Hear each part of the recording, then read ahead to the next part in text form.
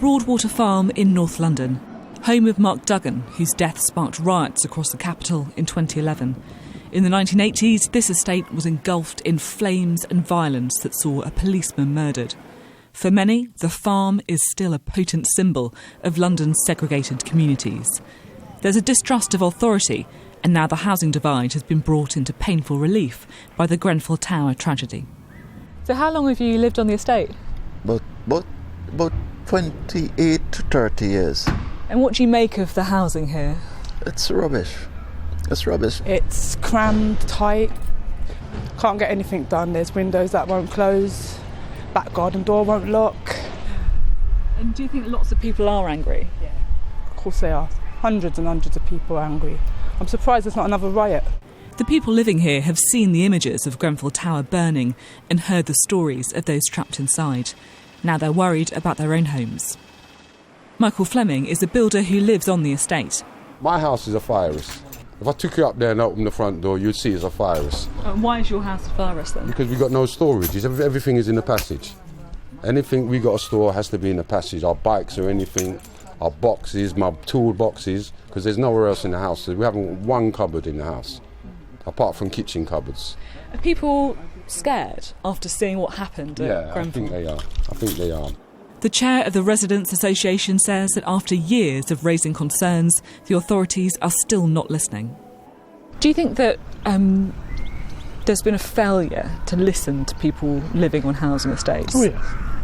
There's sort of not only there's a failure, there's always a sort of a top-down sort of a policy, sort of a diktat, if you like, which says this is the way it's going to be happening, and total lack of consultation. The engagement that they talk about is perfunctory. Trust of politicians here is low. They're all the same as a familiar refrain. David Lammy, the MP for Tottenham, who spent his childhood playing in Broadwater Farm, is one of the few trusted politicians. All right, bruv. You spent a lot of time in here. This is Croydon housing block number here. 28, I think my cousins lived at, just up there on the top. I very much lived between their house and my house, which was just sort of parallel to this road down here, and we grew up together. Do you think that things have got better for the communities that lived on these estates when you were growing up? No, I don't. I'm afraid I don't think things have got better. Because what there was in the 1970s particularly was full employment.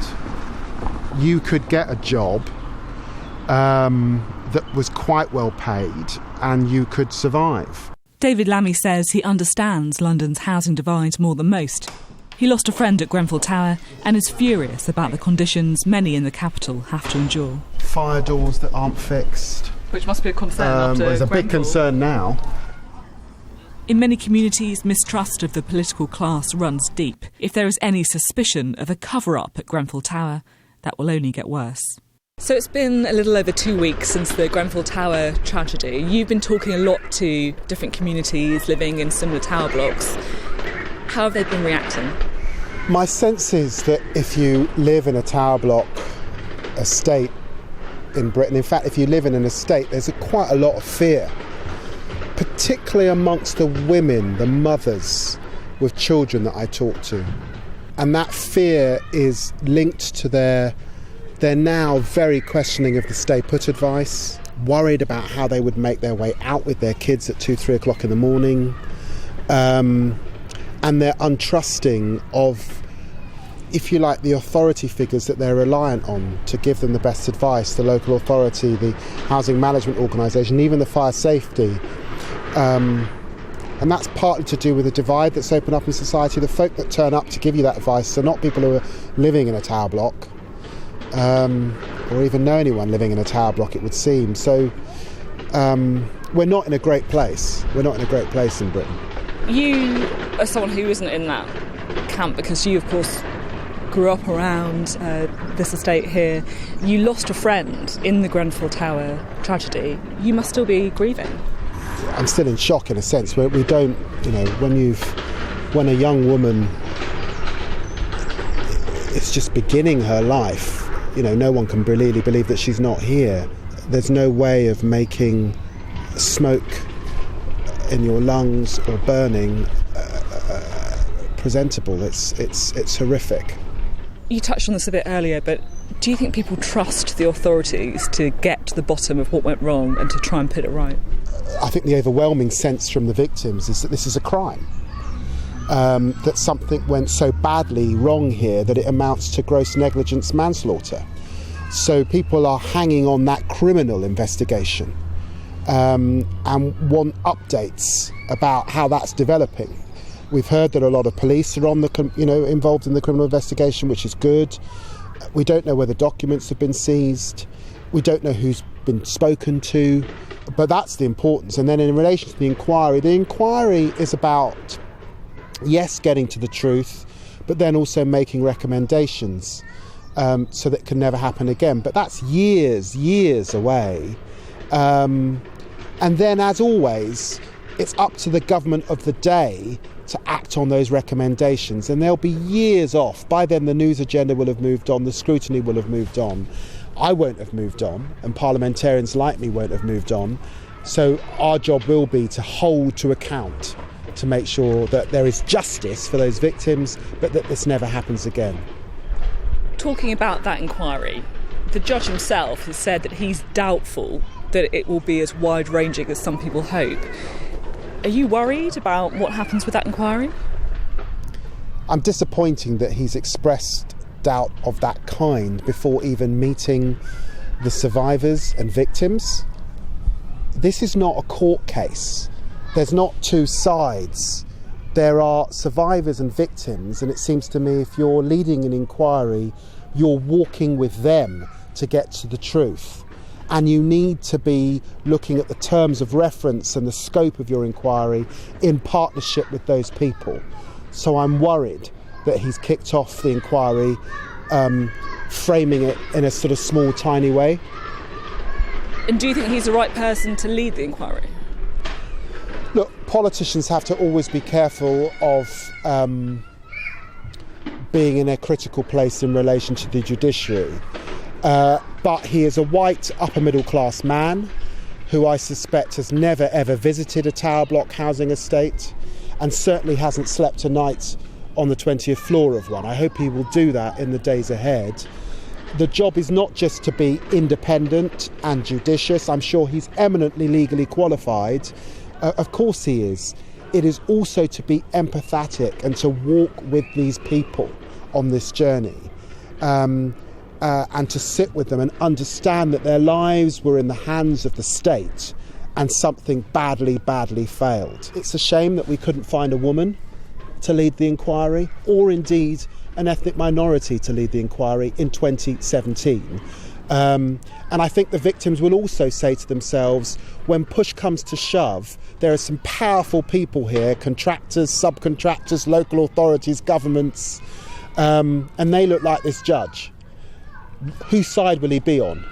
So he needs to get close to those victims and survivors very quickly and establish that he is after the truth and he's fearless and independent and he won't be swayed because he too is a part of the establishment. Talking about walking with victims, what do you make of the political response on both the council level but also the national government level? Have politicians done enough to walk with the victims?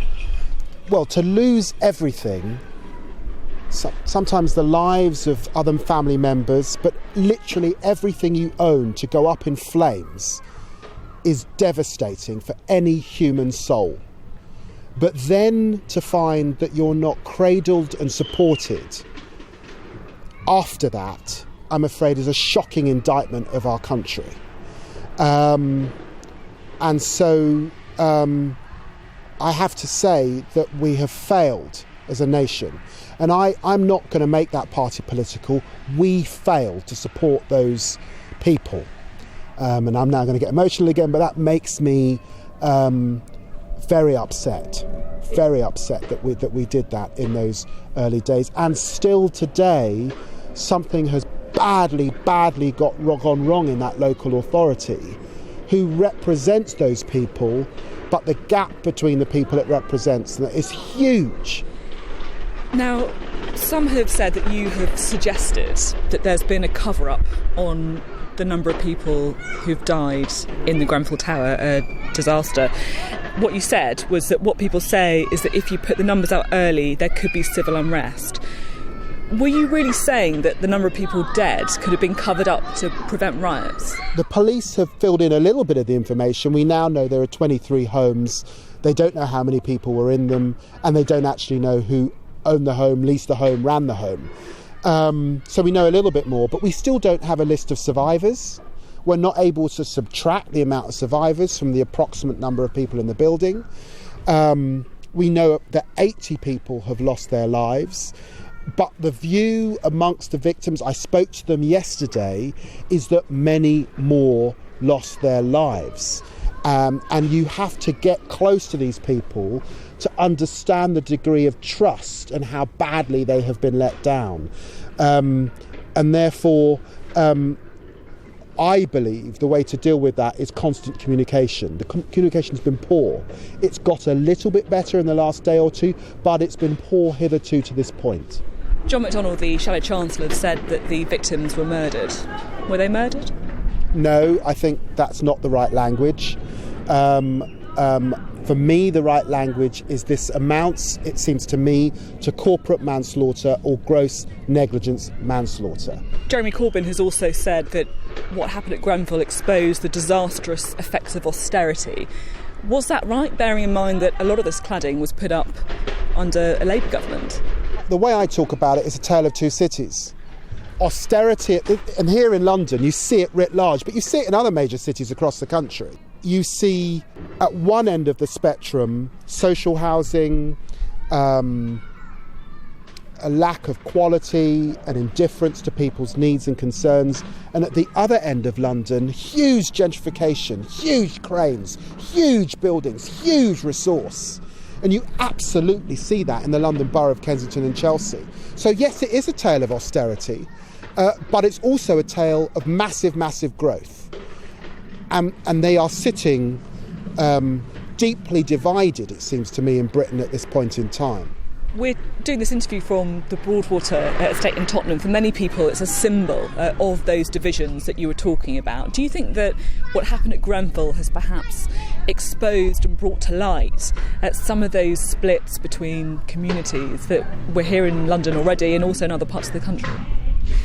I think at the back end of the election, and one of the reasons why the Labour Party confounded expectations and did a lot better under Jeremy Corbyn than people expected, was that actually the public were up for a discussion about public services, about the limits of the welfare state, what we've stripped back. And I think Grenfell then happened and brings that right to the public fore. It's really got into the heart of the Britain that I know, a Britain that likes to see itself as fair, as tolerant, and therefore is uncomfortable with part of the face it's seeing back in the mirror of itself. Have people in these communities been listened to before? They've not been listened to. They've not been listened to for years. And that, I'm afraid that's not just about the last 7 years of austerity. That goes beyond party politics. Hearing what they're saying about the quality of their homes, hearing what they're saying about the kind of support they need, hearing what they're saying about the cap on their earnings in relation to the jobs and their expectations. We've got very, very poor at that. So poor that when people are desperate, as they are in the case of Grenfell, the way they've been treated, it's horrendous.